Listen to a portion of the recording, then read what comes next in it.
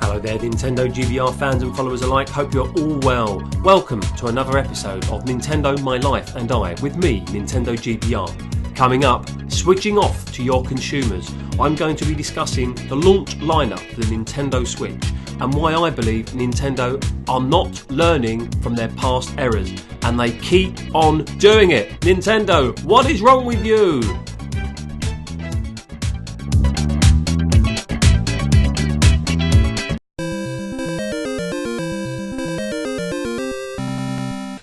So good morning to you NintendoGBR fans and followers alike, and once again welcome to another episode of Nintendo, My Life and I. I welcome you on Saturday the 14th of January. It is just 10:30 in the morning. It is snowing outside. There have been tidal surges in Suffolk where I currently live, and it's all been crazy. The weather has switched up upon me. Sorry, I had to kind of use that. So yes, we are going to be discussing switching off to your consumers. Now, I don't take doing this kind of podcast lightly. I used to have a lot of love for Nintendo, and there's still part of me that has lots of love for Nintendo. But I would say probably since the Wii console, I started to lose some of my love for Nintendo. And that's pretty much about a decade of losing my love for a company. But let me explain during this podcast why I feel like that, and I'm going to do that by talking to you about the proper unveiling of the Nintendo Switch.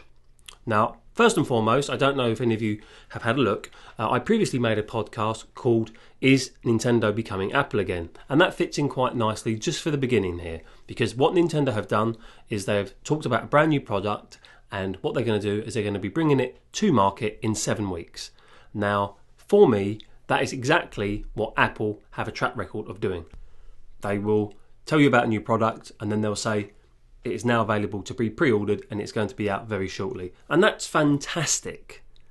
It's not so fantastic when once you start looking at kind of what they're offering you, it's very similar to what you had before. So there's no real differential here, which is going to make you go, hey, I really need this.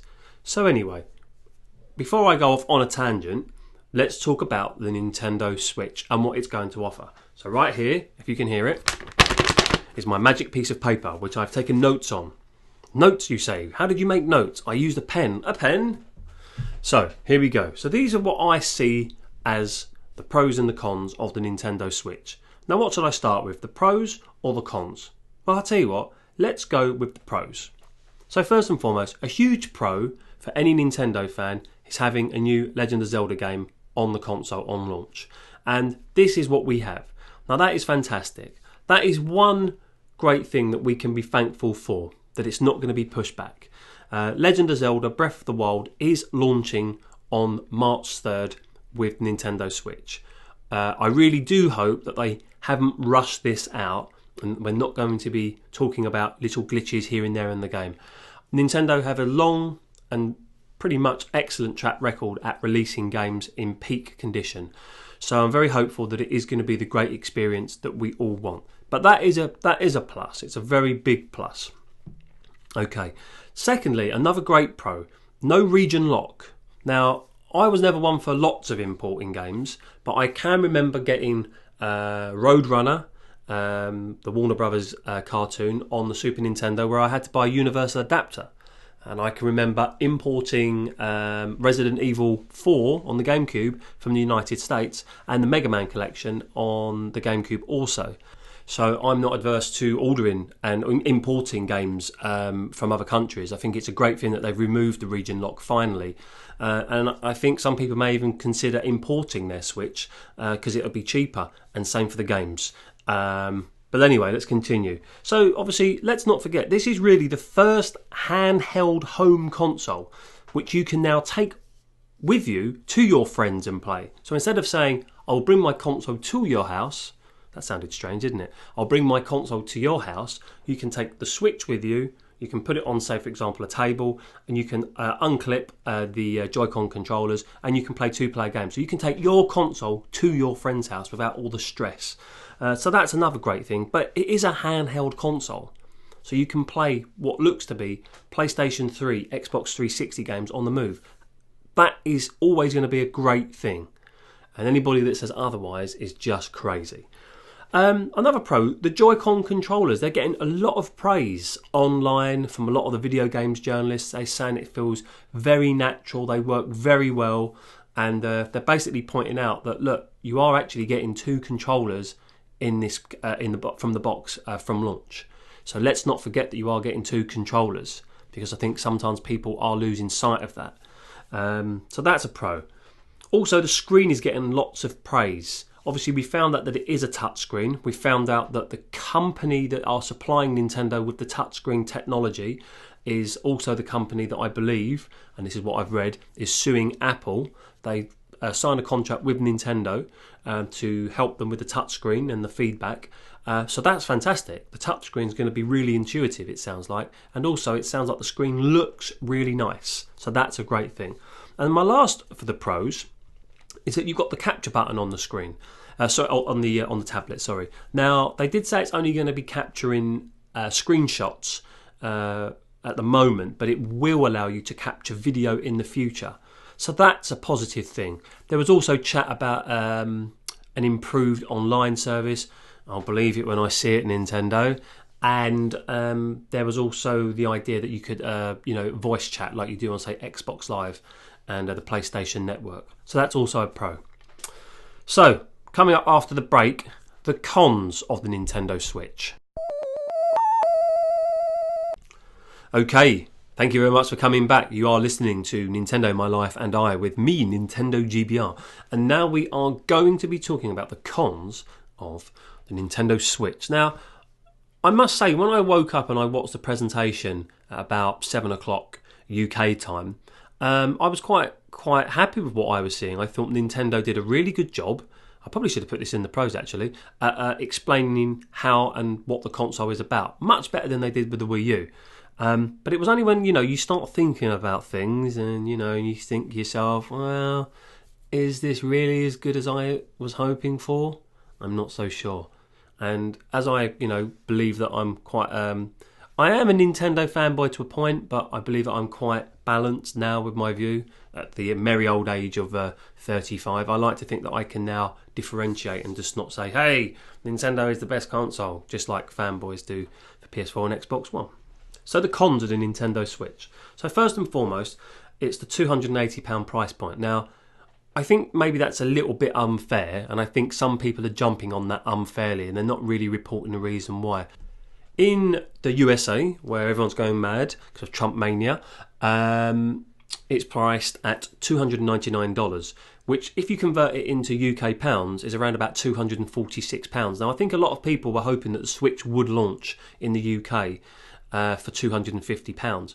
But for weeks and weeks and weeks I have been aware that, the whole Brexit thing from the UK and Europe has put a strain on our pound, and I was actually expecting the console to be bumped up slightly because of all the import exports and all this kind of stuff going on.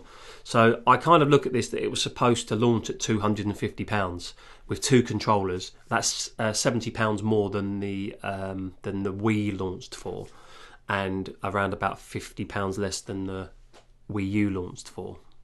But anyway, I'm not going to get bogged down in that. So I think that the price point needed to be done correctly. I think Nintendo really needed to get this marked up in at least the UK and maybe around Europe for a similar price, for around about £250. I'm not sure what that is in euros. I don't really care about euros. So I think some people are going to and ah about that, because they could go and buy a PlayStation 4 or an Xbox One X and get a lot more games right now. So I think the price point might be a sticking point for some at this stage. Okay, initially I thought that the game 1-2 Switch, was going to be a packing game. I thought when I saw that it was going to be a packing game for the Switch, because it would show you how to use the Switch. I suppose in a way like Nintendo Land, and if I remember rightly, Nintendo Land wasn't a packing game. Now there is no way that I'm going to buy 1-2 Switch for say £40 to just play what effectively is WarioWare style games. I like WarioWare, and I would like to experience what this console can do, but I'm not paying £40 for 1-2 Switch. If it was £10 on launch, all day long I'd pick it up. £40, Nintendo, you are mad. You really needed to make either 1-2 Switch or ARMS a packing game. And that you have no packing game, that troubles me somewhat. I think that for £280, you should be at least including it. You know, you done so well with Wii Sports. I think you should have learnt that. So I'm not happy with you, Nintendo. And obviously getting onto the games, from what I can see at the moment, right at this very moment, the day after the unveiling, there are currently 2 launch games, which is 1-2 Switch and Zelda. Now I'm sure there'll be a few indie games that you can download, and we would hope that Nintendo has the online infrastructure set up that we can download more games if we choose. But one thing that we will get to later on in our little debate is about Nintendo having the correct launch lineup on launch. Software lineup on launch. So we'll get back to that shortly. The battery life. Now this is kind of a pro and a con. Nintendo say anywhere between 2.5 hours to 6 hours. What they're saying is, when you play high power games, you're going to get about 2.5 to 3 hours play out of them. If you're playing just very basic games, you're going to get 6 hours play. If I'm playing Zelda for 3 hours and then I need to recharge my battery, I don't think that's such a bad thing. Lots of tablets, lots of phones, if you're on them for 2 or 3 hours, the batteries drain quite quickly. But I'm not really worried about it, because I'm sure there's going to be lots of kind of rechargeable battery packs that you can plug into it. So I'm going to put that in the middle, I think. But maybe 4 hours battery life would have been what everybody would have been happy with. And I think overall the experience console, and what I mean by experience console is like the Wii. It was kind of, you won't grasp the concept of the Wii console unless you come out and play it. And people did go out and play it, and then they bought it in their droves. And it has to be played for the real experience. And I think that at the moment that might be a con, because you need to get people playing it. But if people do go and play it and they kind of get really excited by what they're seeing, and they kind of try, what was it, like the HD Rumble, and they go, wow, like this is really great, I understand this. Or they play ARMS and they go, wow, this really is 1-to-1, this really works, which apparently it is 1-to-1.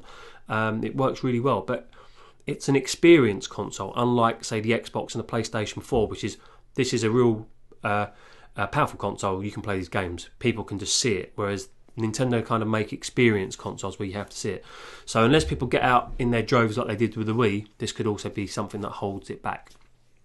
So they are my pros and cons for the Nintendo Switch on this episode, switching off to your consumers. I think that they're a reasonably fair and balanced list, and I'd love to know what you think about what I've discussed here.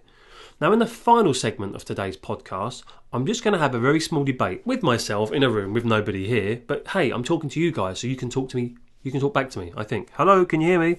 And the debate will be about... Well, actually, I'll tell you what the debate's going to be about after this break.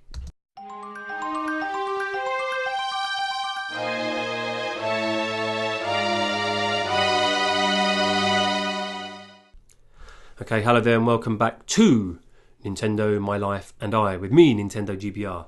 Today's episode, switching off to your consumers, something that Nintendo often does with this kind of very blasé, tunnel-visioned attitude that they seem to have. Almost like sometimes, they listen to the smallest bits of information and just disregard the rest. So, I just want to finish up this podcast with a small little debate. And that debate is all about how Nintendo were telling us, the consumer, that they had learned from their mistakes. Now, I remember reading an article some time ago about, I think it was Reggie Fils-Aimé. Yes, it was Reggie Fils-Aimé. And he was saying that, we've got to learn from our mistakes. Now, I Googled it before I came on to do this little podcast, because I just wanted to have the document or the article. And I found it on a very good website, Eurogamer.net. And I'm just going to read quickly through this, just so you get a better idea. This was published by Tom Phillips, and it was on the 26th of August 2016. And the title reads, "We have to do better when we launch NX. Nintendo's Reggie Fils-Aimé on learning from Wii U." And I'm just going to quickly read this. Nintendo said it must do better at launching NX than its predecessor Wii U. It's not exactly a surprise to hear Nintendo say this, but it's pleasing to hear Nintendo of America boss Reggie Fils-Aimé admit specific things which went wrong with Wii U and what needs to be done different for the upcoming NX. "One of the things that we have to do better when we launch the NX," Fils-Aimé told All Staley, don't know what that is, "we have to do a better job communicating the positioning for the product. We have to do a better job helping people to understand its uniqueness and what that means for the game playing experience." I'm just going to stop there a moment. I think they've done a good job within their presentation at doing that, but obviously not everybody sees that presentation. So when people go into a shop, they're like, I can remember when I bought my Wii U from Game Store, or Game Stores in the UK, on launch, and there was a mother in that shop, and I remember this mother saying, "Oh, my son already has a Wii. Why would I buy a tablet which is costing £300 to go alongside it?" And I had to correct her, and I said, "No, this is a new console from Nintendo. It's a new high-definition console." She was like, "Oh, I didn't know that." So almost from the get-go, right at launch, people didn't get the product. I'm now going to go back to the article. Okay, so continuing. Wii U arrived and its core concept was tablet gaming. Except people already had tablets to play games on, and software which utilised the dual-screen concept was thin on the ground. Sure, there were Nintendo-made experiences at launch, such as Nintendo Land or New Super Mario Bros., but these were thin on the ground and did not explain in the Wii U's core concept, as the instantly understandable Wii Sports did so well for Wii, which is that is the core thing right here. Again, Reggie Fils-Aimé says, "We have to do a better job from a software planning standpoint," Fils-Aimé continued. Again, Wii U failed in this regard by having many of its first-party titles delayed out of its already generous launch window. Exclusives such as Pikmin 3 and Game & Wario were held back while Nintendo polished them further, improving their quality but leaving a hole in the Wii U's release schedule as a result. Nintendo must have that continuous beat of great new games that are motivating more and more people to pick up the hardware and more people to pick up the software, he added. These are the critical lessons. Now, I'm just going to stop there because I think you get the idea of this article. So I'm just going to shut that down. You'll hear a mouse click. There we go. I think I noticed this yesterday. All of a sudden, I thought, well, hold on a second. What other games are there? Now, I'm a huge Zelda fan, so I'm going to be playing Legend of Zelda, hopefully, for a month. I'm hoping, because, I'm going to take my time with it, because it looks like Nintendo have taken their time with it too. And I'm going to enjoy that game. But if you're not a Legend of Zelda fan, what is there for you? Now, again, I'm quite happy to be corrected, because there is lots of news moving all the time. But the only other game that I can see that I can pre-order currently is 1-2 Switch. I'm not buying that. That's not a game, that's a party game. Now, I'm sure that there will be maybe one or two other titles available on launch, whether that's going to be downloadable or physical, I'm not sure. But my major issue here with Nintendo is they have done this countless times before. There was the whole debacle with the 3DS, so much so that they gave out the Nintendo Ambassador Program, where they gave us loads of free games to those that purchased the console early. Because they screwed up with the price, they screwed up in general, they got it wrong. They thought, oh well, the DS was such a success that, people were just going to buy the 3DS, and it's just arrogant to think that they are. And the same thing happened with the Wii U. Well, the Wii's a success, so, we're just going to release something and just hope that people, buy it. Wrong. A lot of people would tell Nintendo, look, just make a powerful console and just have gimmicky controllers on the side which we can use with it if we want. If we don't want to use them, third parties can still make the same games that they're making on the other systems, but you can continue to do a side thing with making gimmicky things which are also cool. I love Nintendo to be different, but I also want them to be in the market. And they're kind of really almost shoehorning themselves out of the market, which is crazy. The people that innovated the market are now almost killing themselves by being too innovative. And where are the games? We must learn from our mistakes. Well, you didn't do it when you launched the 3DS, so you should have learnt then. Then you launched the Wii U, and that was basically almost the best thing to buy if you wanted something to cover with dust. My Wii U was almost covered with dust all of the time. I paid almost the same that I'm going to pay for a Switch, and I honestly feel that was the worst Nintendo console they ever put out. There was a few great games on it, sure, but in general terms, I felt really nothing for that console. It was a dead console almost within 6 months. So my concern here is they're going to launch a console, and where are the games? I mean, we've heard about the games. Skyrim, Elder Scrolls, that's not going to be out at launch. We've heard about Minecraft. That should be out at launch. I mean, it surely can't be that difficult to get that game out at launch, so let's cross our fingers, but I doubt it. EA have said they're going to make a FIFA game. Well, surely they can make a FIFA game for it. It shouldn't be that difficult to get a reasonably good FIFA game out for it. We've heard that Sega are going to bring a Sonic game out. This should be done. Mario Kart 8. Why are we waiting for this? That should be out. I mean, you could just port that from... you could just port the Wii U version. It's that good a game. Why am I having to wait for Mario Kart 8, Nintendo? This is lunacy. There was the Bomberman game. That should be available. Splatoon. There should be a port of Splatoon available straight away. I'd quite like to play Splatoon because I haven't played it yet. Super Mario Odyssey. Fair enough. I can wait for Super Mario Odyssey because I think we get greedy. Having a Zelda and a Mario game, these things take a long time to build. So I think, we need to be generous with Nintendo in that regard. Xenoblade Chronicles 2, or Xenoblade 2, some people call it. I'm not a fan, but it looks fantastic. Why is that not ready? They've been working on this console apparently for years, but yet we come to launch and we just have one major AAA title and nothing else. That is where Nintendo is going wrong, in my opinion. We know that other consoles have come out in the past and they haven't had great launch lineups and they haven't done particularly well. But there's that promise from the console. And that's what we do have with the Switch. We have promise. My only concern is that Nintendo promised they would not make the same mistake again. What you wanted to launch your console with was, say, for example, Skyrim, let's say FIFA, let's say Mario Kart 8, and let's say Legend of Zelda and Minecraft. If you had those games on launch, it would be a no-brainer for a lot of people because you would be catering to a lot of different markets there. Skyrim, Minecraft, FIFA, Mario Kart, Legend of Zelda. That's what you need for your launch lineup, Nintendo. And why you haven't done it again baffles my head. It totally baffles my head. So I wish the Nintendo Switch a prosperous life. And I really hope that this will be a console that once it's out, people will get it, people will start buying it, and when we get to Christmas, it's going to be the Wii all over again. I've got my fingers crossed. But I also want Nintendo to listen to its fans and to not alienate its fans and stop promising us things that you're not going to, deliver on. You need to listen to your fans, Nintendo. Essentially, we are the people that made your company the company that it is today, the gaming company that it is. We're the ones that spend our money on many different iterations of your consoles and hardware, yet you seem to just be very narrow-minded and you don't listen to anybody. You need to stop. You need to get a new business manager in. Reggie Fils-Aimé is possibly one of the dullest individuals I've ever seen. I don't believe anything that comes out of his mouth. He's just a corporate man.